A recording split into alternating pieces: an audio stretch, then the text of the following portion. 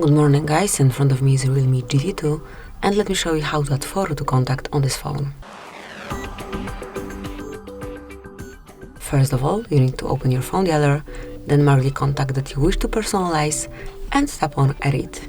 Now select Add Photo, click on Take Photo if you want to grab a picture when someone is staying right in front of you, or mark Choose Photo if you want to select something from your own gallery. Then pick the source, so it can be Photos or Google Photos. I will go with this one. Now you can smoothly personalize the picture and tap on confirmation mark.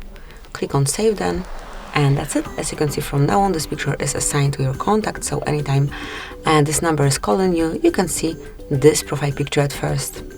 Thank you for watching. Please subscribe our channel and leave the thumbs up.